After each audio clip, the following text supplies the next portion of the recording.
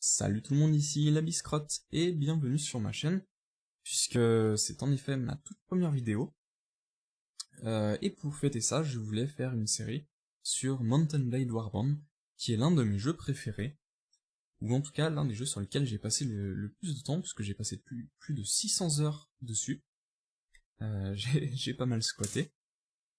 Et pourtant je ne connais pas tous les aspects du jeu, puisque par exemple je n'ai jamais vraiment fait mon propre royaume, mais ça on y viendra plus tard. Donc pour ceux qui connaissent pas ce jeu, c'est un jeu 16 ans et plus développé par Tellworlds Entertainment et développé par Paradox Interactive. Il est sorti en 2010, donc actuellement il a plus de 5 ans. Non, il a 5 ans même. Et il peut être trouvé à 20€ sur Steam environ. C'est un jeu, c'est un style RPG, RPG gestion, dans un univers médiéval réaliste. C'est-à-dire que on va gérer un personnage, tous ses points, ses talents, ses skills, tout ça. Mais aussi un royaume. Ça sera plus tard bien sûr, mais au départ on va gérer une armée, et après on va pouvoir gérer son propre royaume. Donc médiéval réaliste, puisqu'il n'y aura pas de magie, de dragon, tout ça. Voilà. Donc je pense qu'on va faire un premier épisode où je vais créer un nouveau personnage, pour faire...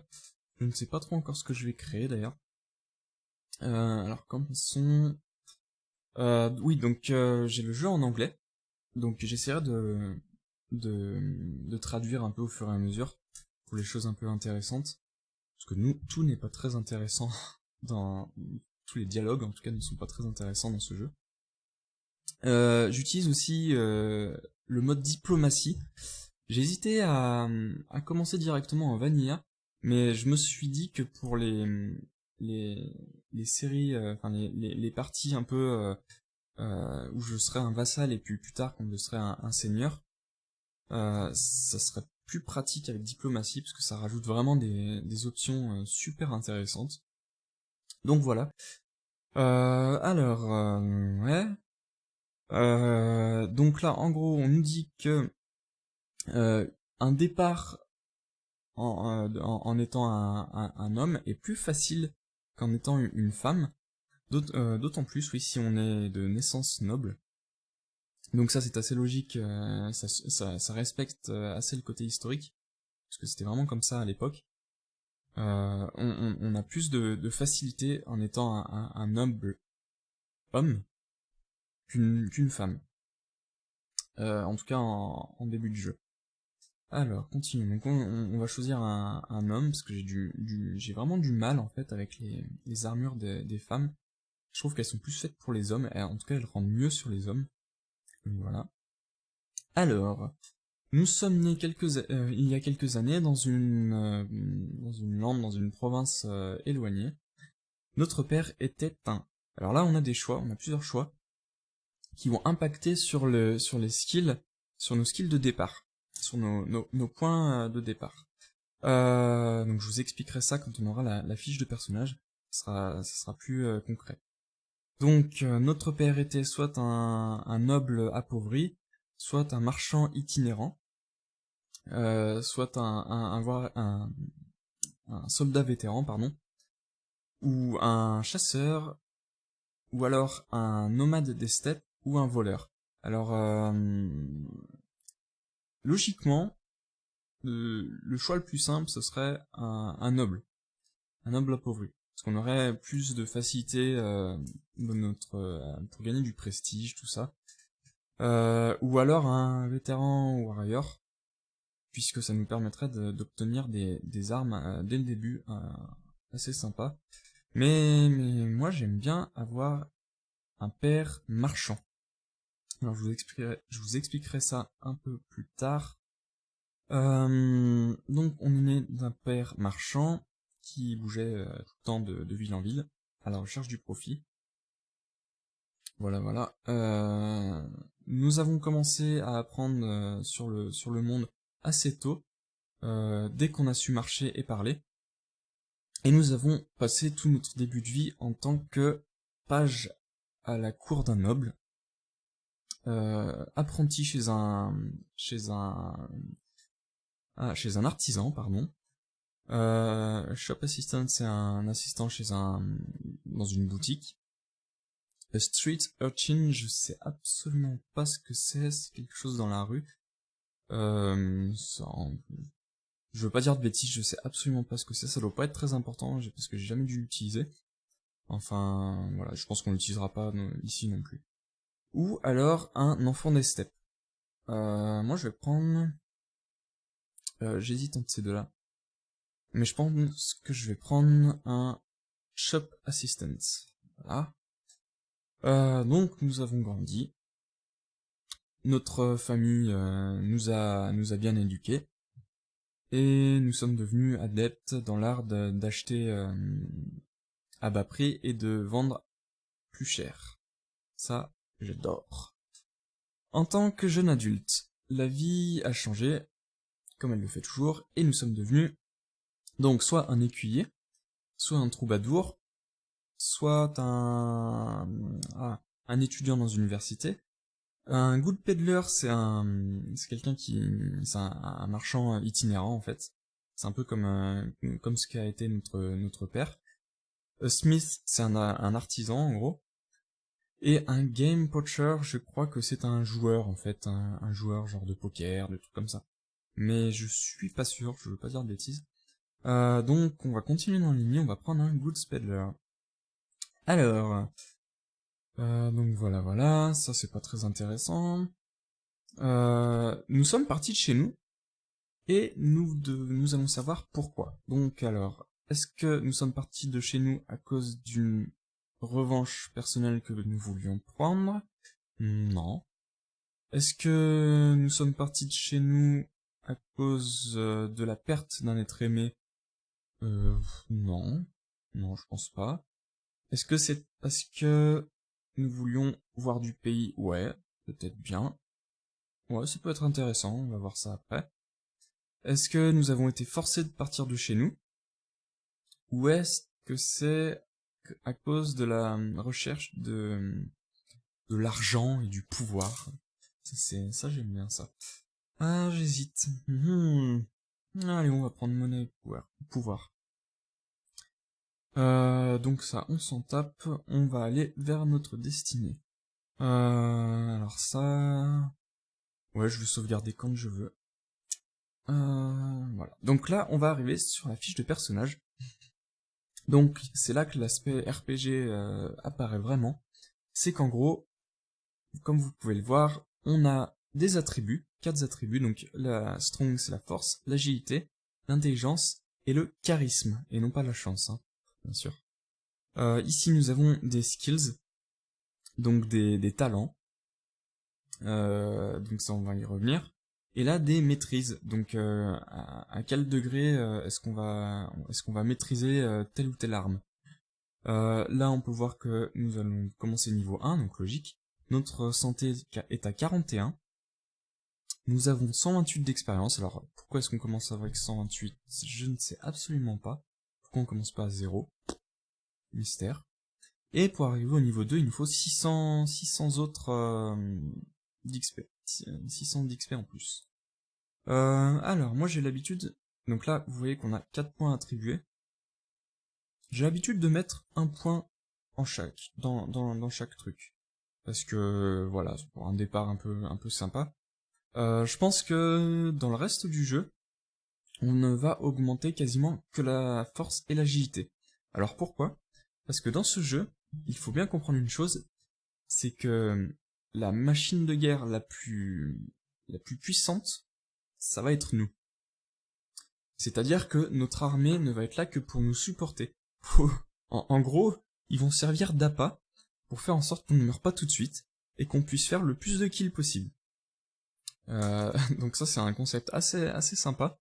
Enfin, en tout cas moi j'aime bien. Donc voilà, alors ça c'est...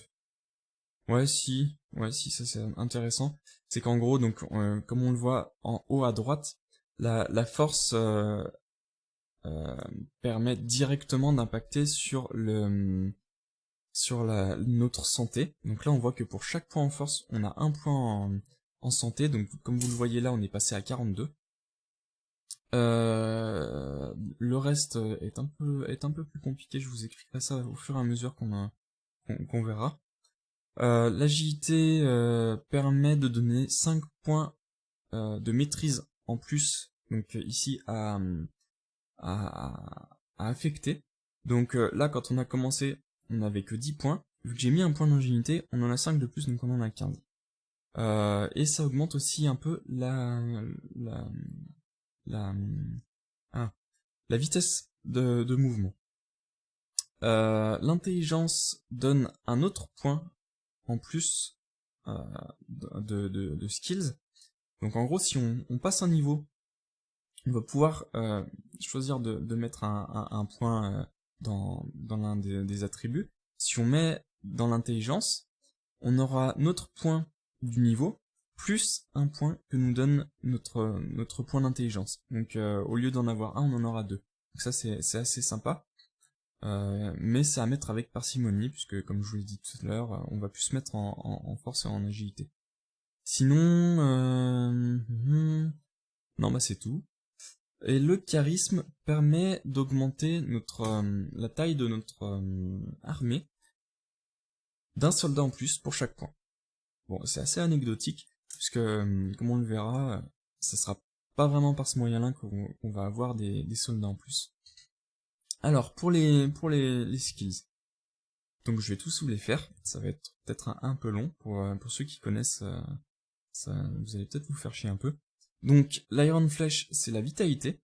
Donc pour chaque point dans l'Iron Flèche, on va gagner 2 points de santé. Donc là on passerait par exemple à 44. Le Power Strike, ça augmente de 8% les dégâts de mêlée. Donc Power Strike en fait c'est force de frappe. Donc 8%, donc on va faire plus mal. Power Throw, c'est pareil que Power Strike, mais pour les armes de lancer. Throw, c'est lancer. Donc 10% de plus sur les armes de lancer, telles que les couteaux, les javelots, les haches de lancer. Même les pierres, alors que c'est une arme assez nulle, mais bon, voilà, ça peut toujours servir. Power Draw, ça va être pour les arcs. Et je ne sais pas si ça marche aussi pour les arbalètes.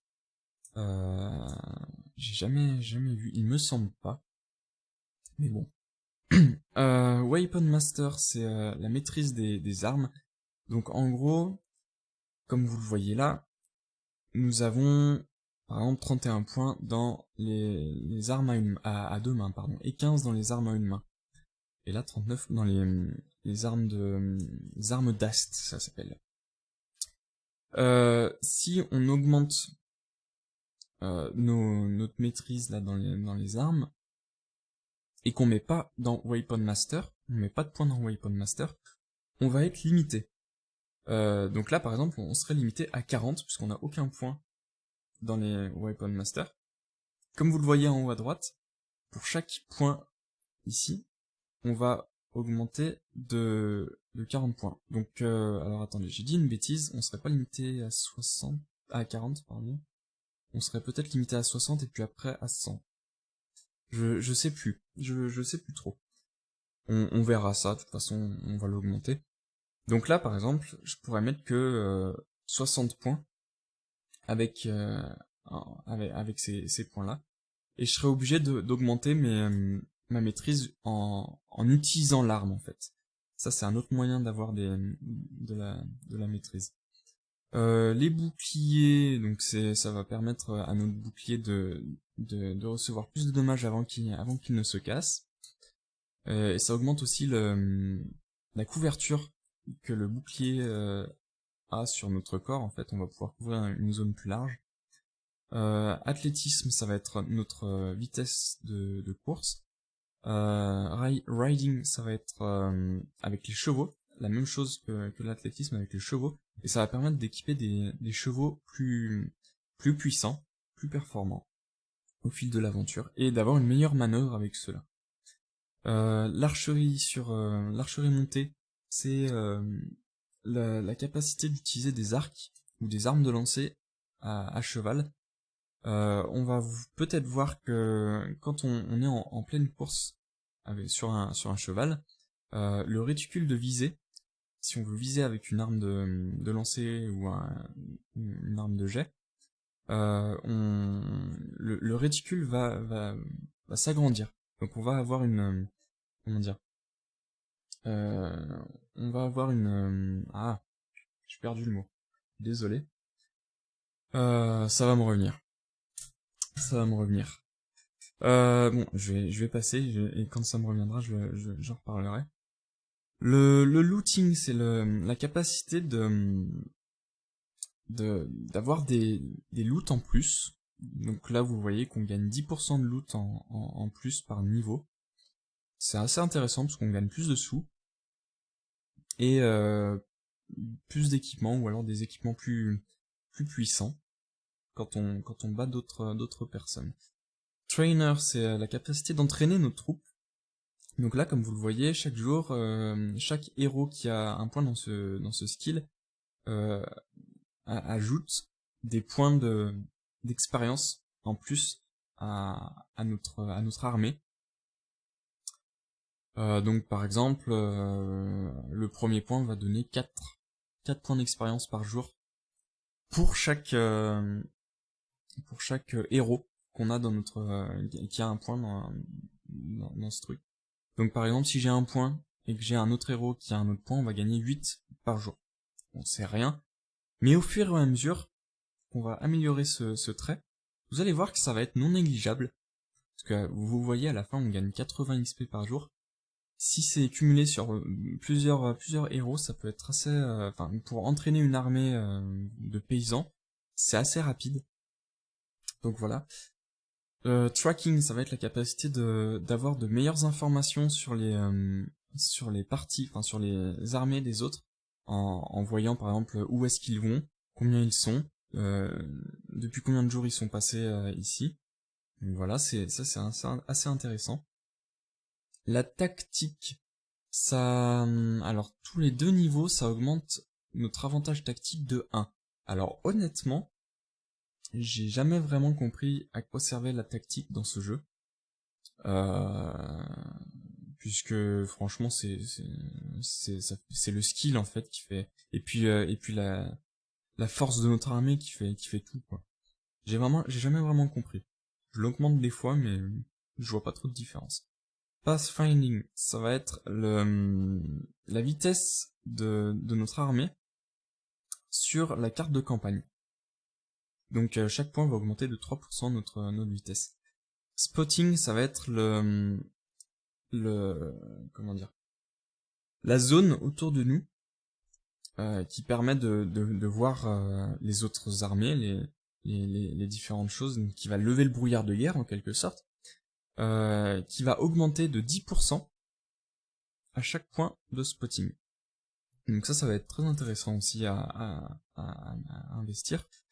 Inventory management, ça va être notre sac en fait, notre capacité de notre sac. Donc là, ça augmente de 6 notre inventaire pour chaque point. Donc là, on en a 3 parce que on est un marchand.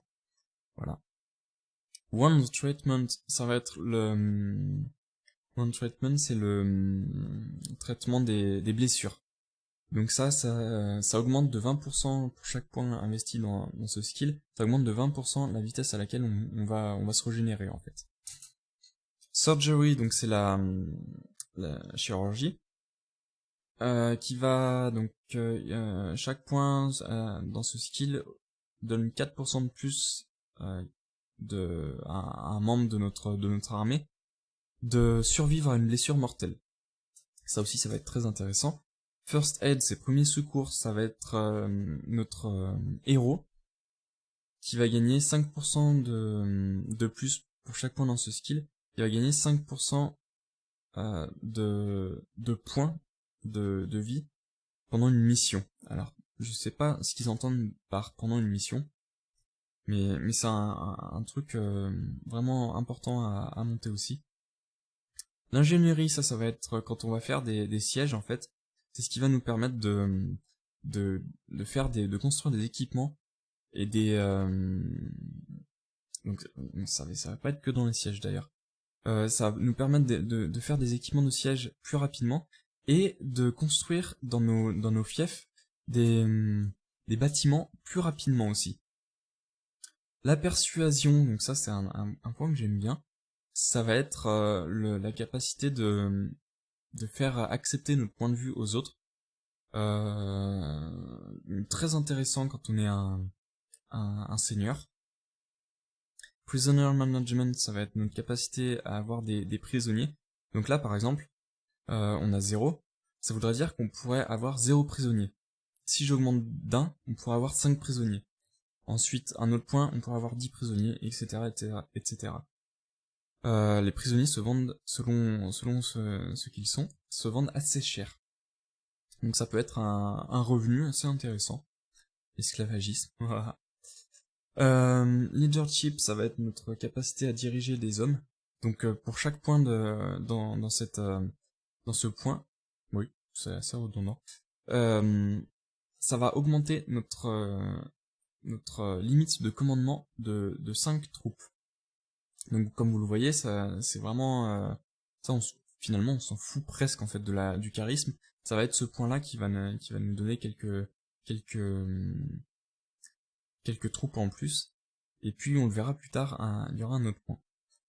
Et puis pour finir, le trade, ça va être le commerce. C'est ce qui va nous permettre de réduire les pénalités de vente et d'achat de 5% par point. Donc on va pouvoir vendre moins cher, plus cher pardon, et acheter moins cher. Ça c'est vraiment intéressant.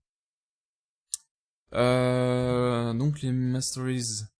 Donc là on a les armes à une main, les armes à deux mains, les armes d'ast, donc c'est les lances, les bâtons, tous les grands trucs comme ça. Archery c'est les arcs, crossbows c'est les arbalètes, et throwing ça va être toutes les armes de jet comme les javelins, les javelots pardon, les pierres, les dagues. Donc alors qu'est-ce qu'on va faire? On va mettre un point dans, on a 10 points c'est ça, un point dans la vitalité, un point dans power strike, un point dans weapon master, on va mettre aussi dans bouclier. Je pense que... Attendez, c'est quoi ça? Ça, c'est athlétisme. Ouais, au final, ça en aura peut-être pas tant besoin que ça. Ouais, on verra. On va mettre un point dans prisoner management, un point dans persuasion, un point dans l'outil, on en a déjà un. Et puis le reste, on va finir là-dedans. Hop. Et moi, je vais mettre des points dans... dans les armes à une main. Hop là. Et on va appeler notre personnage la biscrotte. Hop. Done. Alors, nous allons créer notre perso. Alors ça, donc comme vous le voyez, ça c'est les graphismes du jeu. Ils sont pas très jolis. Il faut l'avouer. Il faut savoir que Tales World Entertainment, c'était un mari et sa femme au départ. Donc, on peut comprendre qu'ils aient eu envie et puis surtout qu'ils n'avaient pas vraiment la capacité de faire des graphismes vraiment terribles. Ils ont préféré faire à améliorer la qualité et puis le gameplay du jeu plutôt que les graphismes. Mais franchement, ça passe, hein. On va pas faire les films bouches quand même. Alors, skin, ça va être la couleur de peau. Alors moi, je vous le dis tout de suite. Je vous l'annonce tout de suite, donc on le verra peut-être plus après. Je vous l'annonce tout de suite. Je vais faire un nordique. Donc, les nordiques, c'est les vikings. Alors, on va essayer d'être un peu plus... Donc là, par exemple, on va pas faire ça comme viking, hein. Bien sûr, on va plus faire un blond. Ouais, un blond aux yeux bleus, ça le fait. Dans les barbes, alors vous allez voir, on n'en a pas vraiment tant que ça. Elles sont pas terribles. Moi, j'aime bien ça. Ça, c'est classe pour un viking, hein. Les cheveux... Non, pardon. Ça c'est pas joli, ça c'est pas joli, ça c'est pas joli. Non, non, non. Ça pourrait le faire, mais non. Ça, bof. Ça, j'aime bien, mais ça le fait pas pour un viking. Ça c'est classe. Ça, c'est très classe pour un viking. Allez, je garde ça. L'âge, bah, ouais, on va augmenter un petit peu. La couleur de cheveux, oh. Ah, est-ce qu'on fait un blond ou un roux? Un blond, allez. Il y a limite les cheveux blancs, hein, d'ailleurs. Allez, plus blond comme ça, voilà. Concernant toutes ces données-là, moi j'y touche pas parce que, je sais pas, je trouve que, enfin j'ai toujours du mal un peu, et puis c'est long, voilà, je vais pas y toucher, mais en gros on peut améliorer, enfin changer tout le nez, les sourcils, les yeux, tout ça. Moi ça m'intéresse pas trop, en tout cas dans ce jeu, parce que je trouve que ça change pas vraiment. Enfin bref, c'est un point de vue. Donc voilà. Et maintenant, nous allons choisir notre royaume de départ. Donc comme je vous l'ai dit, je vais prendre un nordique. Alors, mais je vais quand même vous expliquer en fait toutes les différences. Donc Praven, c'est la capitale du royaume de Swadia. Les Swadia, c'est les Français et les Anglais du Moyen-Âge. Donc ça va être vraiment porté sur la cavalerie, de la cavalerie lourde, une infanterie assez lourde, et des arbalétriers assez sympathiques. Donc au final, c'est un royaume assez polyvalent, assez facile à jouer, c'est pour ça que je le prends pas, d'ailleurs je le prends très rarement. Ouais, moi il m'intéresse pas trop. Le seul truc c'est il a une place assez centrale, c'est-à-dire il a une frontière avec quasiment toutes les autres nations. C'est peut-être la seule difficulté du royaume. Rhaivadin, ça va être la capitale du royaume des Vaegir. Les Vaegir, ça va être plus les Slaves du Moyen-Âge. Les Slaves, c'est la Russie, les Balkans, tout ça. Eux, ils vont être assez polyvalents aussi. Normalement, leur gros atout, c'est leurs archers, qui sont censés être puissants sur papier. Mais au final, ils sont pas si puissants que ça. Qu'est-ce qu'ils ont? Ils ont une cavalerie assez sympathique, et puis des, une infanterie vraiment moyenne, par contre. Tulga, ça va être le royaume des Khergit. Alors non, c'est le Khanat Khergit. Ça va être plus les Mongols, en fait. Donc, ils vont avoir quasiment exclusivement pas une infanterie, justement, de la cavalerie. Donc un mélange de cavalerie lourde et de cavalerie très légère avec des archers montés. Elle est vraiment horrible. C'est vraiment horrible de se battre contre eux en plaine, parce que, enfin, c'est super dur de les rattraper, de les toucher. Mais ça se fait quand même, hein, quand on sait gérer tout ça. Sargoth, donc voilà, ça c'est ce qu'on va prendre. Sargoth, c'est c'est le royaume des Nords. Donc les Nords, c'est les Vikings. Eux, ils n'ont pas de cavalerie. Par contre, leur infanterie est vraiment cheatée. Enfin, ils ont des boucliers surpuissants. Ils ont une force surpuissante. C'est vraiment ouf. Et puis leurs archers sont vraiment pas dégueux.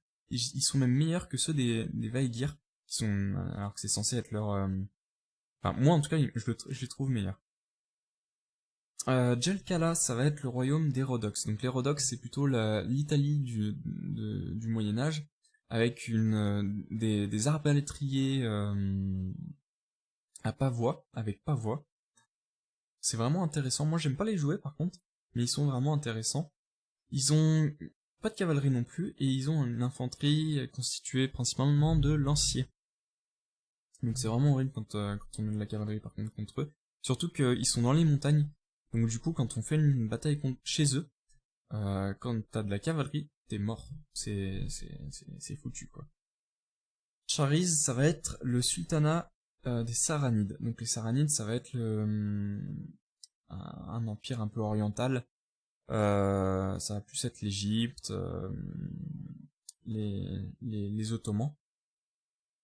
Ils auront une cavalerie surpuissante, plus puissante que ceux du royaume des Swadiens. et que le Kharjit Khanat, je pense. Donc leur cavalerie, c'est les Mamelouks d'ailleurs.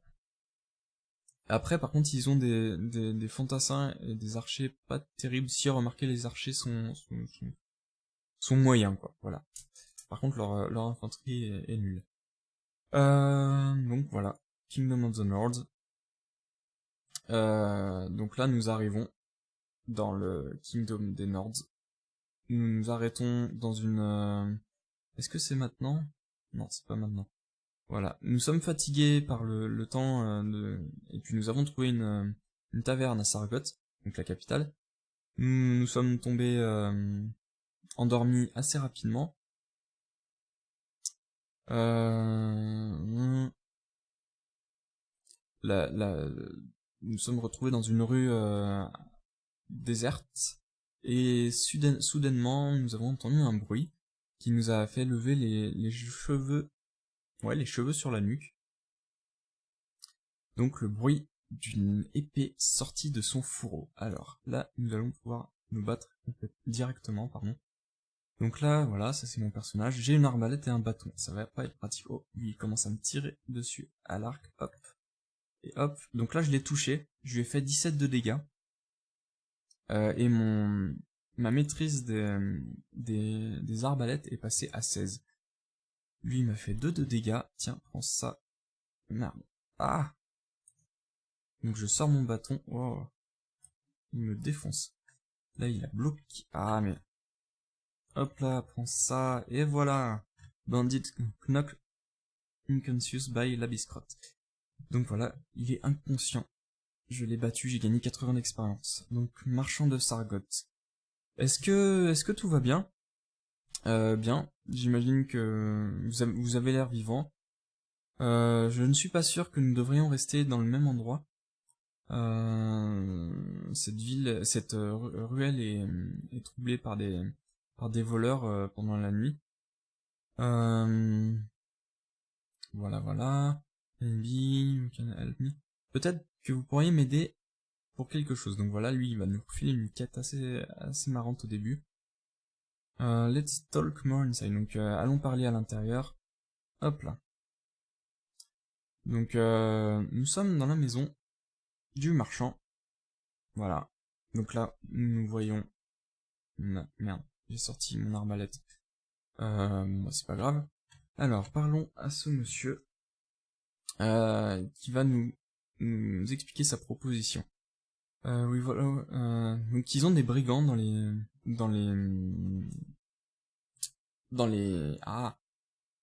les collines, voilà, qui font du grand banditisme pendant les guerres, avec toutes les dettes qu'il y a, la violence, et ils aiment la violence, pardon. Bon, en gros, je vous passe le truc, c'est que ces bandits ont enlevé le frère du marchand. Il va nous demander de le retrouver. Pour ça, il va nous demander voilà, je passe, parce que je vous explique en même temps, c'est long, et puis en fait, on s'en fout. Il va nous demander voilà, New Cast Taken. Il nous donne 100 deniers, donc c'est la monnaie du jeu, et il nous demande de prendre 5 hommes avec nous. Voilà, j'ai pris ma première quête. Et là, nous allons nous retrouver sur la carte de campagne. Alors ça, je pense que je vous expliquerai plutôt dans le prochain épisode. On va s'arrêter là, parce que l'épisode est assez long. Cet épisode est assez long. Il a été plus long parce que ça a été... c'est pas très rapide de créer un personnage, surtout si je veux tout vous expliquer. Les épisodes suivants... J'ai pu parler. Les épisodes suivants devraient prendre seulement une vingtaine de minutes. Donc voilà. J'espère que je suis fatigué ce soir. J'espère que ça vous aura plu et que vous voudrez continuer cette série. Je vous dis à la prochaine pour un nouvel épisode.